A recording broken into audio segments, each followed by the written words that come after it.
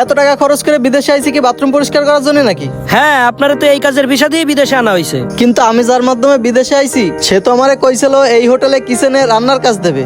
বিদেশে যারা লোক পাঠায় তারা এই ধরনের বিভিন্ন কথা কয়েই লোক পাঠায়, কিন্তু আপনারা এই জায়গা পাঠানো হয়েছে টয়লেট ক্লিনের কাজের জন্য। ভাই আমি যার মাধ্যমে বিদেশ আইছি সে আমারে কি কি কয়ে বিদেশ পাঠাইছিল তাহলে শোনেন। ভাই আমি অনেক কষ্ট করে দিনা করে লোন করে আপনি যে 7 লাখ টাকা চাইছেন সেই 7 লাখ টাকাই জোগাড় করে দিছি। এখন আমার ছেলেটা বিদেশ যাইয়া ভালো টাকা ইনকাম করতে পারবে তো? হ্যাঁ অবশ্যই পারবে। ও মাসে 70 থেকে 80 হাজার টাকা ইনকাম করতে পারবে। ও বলছিল রান্নার কাজ পারে, তাই ওরে বড় হোটেলে কিচেনের কাজ দেওয়া হয়েছে। আরে এরকমের কাজ পাওয়া ভাগ্যের ব্যাপার। আল্লাহ ভরসা, আমার ছেলেটারে নিয়ে আমার অনেক স্বপ্ন, এই জন্য আমি দিনাদায়ক করে ওরে বিদেশ পাঠাচ্ছি। ও বিদেশেতে টাকা পাঠালি সব দিনাদায়ক শোধ হয়ে যাবে। হ্যাঁ আপনি কোনো চিন্তাই করেন না, আপনার ছেলে বিদেশ থেকে যে টাকা পাঠাবে বছর ঘুরতে না ঘুরতে আপনার সমস্ত দেনাদায় শোধ করে ফেলতে পারবেন। এরপর থেকে যে টাকা পাঠাবে আপনারা বাড়ি গাড়ি সবকিছু করে ফেলতে পারবেন। আপনাদের টোটাল লাইফ স্টাইলটাই চেঞ্জ হয়ে যাবে। আপনাদের আর পিছনে ফিরে তাকাইতে হবে না।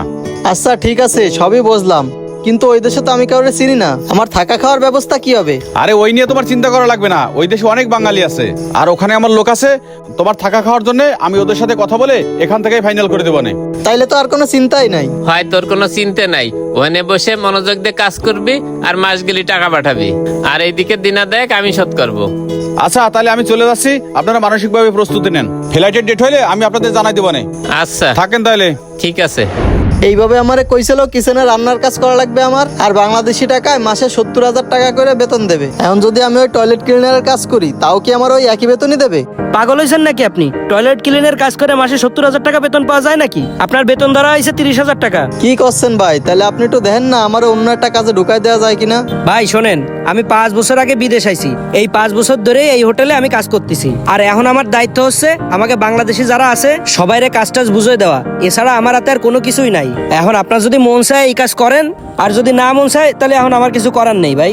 না ভাই, এই কাজ করে এই কয় টাকা ইনকাম করার জন্য তো আমি বিদেশ আসিনি। এর চেয়ে তো দেশে বসে মাসে 15-20 হাজার টাকা ইনকাম করে পরিবার নিয়ে থাইকে খায় তাই ভালো ছিলাম। দেই আমি আব্বারে ফোন দিচ্ছি, টাকা পয়সা সে পাঠাতে পারলে আমি দেশে চলে যাব। ঠিক আছে, তাহলে ফোন দিয়ে দেখেন কি করবেন। শালার দেশে এত কাজ থেকে সব বিদেশ আসে কামলাগিরি করতে। আব্বা আসসালামু আলাইকুম, কেমন আছেন? এই তো আছি আলহামদুলিল্লাহ ভালো। আমি তো আরো ফোন দিতে চাইছিলাম একটা কথা কওয়ার জন্য। তোর বোনের বিয়ের ব্যাপারে কথাবার্তা চলতিছে, হয়তো 2-3 মাসের ভিতরে বিয়ে ফাইনাল হয়ে যাবে না। তুই তো বিদেশ গেছিস কয়দিন আগে, তুই তো আর আসতে পারবি না নে, কয়টা টাকা পাঠাইস বাবা। আব্বা আমি আপনার একটা কথা কওয়ার জন্য ফোন দিছি, আমি আর বিদেশ থাকবো না, আমি দেশে চলে আসবো। কি করছিস তুই? তোর মাথা টাথা খারাপ হয়েছে নাকি? কত টাকা লোন করে দিনা করে তোরে বিদেশ পাঠালাম, আর এখনই যদি চলে আসিস তাহলে আমি এই দিনা দেয় শোধ করবো কি করে? ওই জায়গায় কোনো সমস্যা হয়েছে নাকি তোর? হয় সমস্যা তো, এই জায়গা যে আমারে পাঠাইছে সে তো কইছিল কিচেনে রান্নার কাজ দেবে আর মাসে 70,000 টাকা করে বেতন দেবে। এখন আমার টয়লেট ক্লিনারের কাজ দিচ্ছে আর মাসে 30,000 টাকা বেতন। তাই এই জায়গায় আমার থাকা খাওয়া বাদ দিয়ে আমি দেশে তো তেমন কিছু পাঠাতে পারবো না। তাইলে এই বিদেশে আমার কষ্ট করে লাভ কি?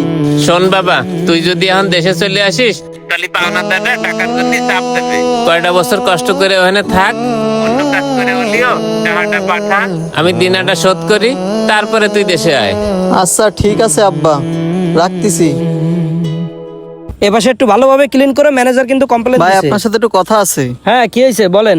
ভাই আব্বারে তো ফোন দিছিলাম, সে কইলো অনেক টাকা ধার দেনা করে লোন করে বিদেশে আইছি, কয়টা বছর থাইকে ধার দেনা শোধ করে এরপরে দেশে যাতে কইছে। আপনি আমারে ওই কাজটাই বুঝাই দিয়েন, এখন তো আর কিছু করার নেই, বিদেশে আইসেই তো ঝামেলায় পড়ে গেছি। ভাই শোনেন, আপনার মতো এরকম বিপদে অনেক প্রবাসীরাই পড়ে। পরিবার আত্মীয় স্বজন ছেড়ে প্রবাসে আইসে তারা অনেক কষ্ট করে, কিন্তু পরিবার আত্মীয় স্বজন তারা কখনো জানতেও চায় না যে একজন প্রবাসী সে কেমন আছে। প্রবাসীদের ইনকাম করা টাকা দিয়েই পরিবার আত্মীয় স্বজন তারা দেশে বসে বিলাসী জীবন যাপন করে, কিন্তু প্রবাসীরা এখানে কষ্ট করে সেই টাকা ইনকাম করে। বিদেশে যেহেতু আইসেই পড়ছেন, এখন আপনি টাকার মেশিন হয়ে গেছেন, সবাই শুধু অপেক্ষা করবে আপনার টাকা পাঠানোর আশায়। যাই হোক, ওই ওয়াশরুমে আমাকে দেশি একটা ছেলে কাজ করতেছে, আপনি ওর সাথে যাই ওই কাজগুলো করেন। আচ্ছা।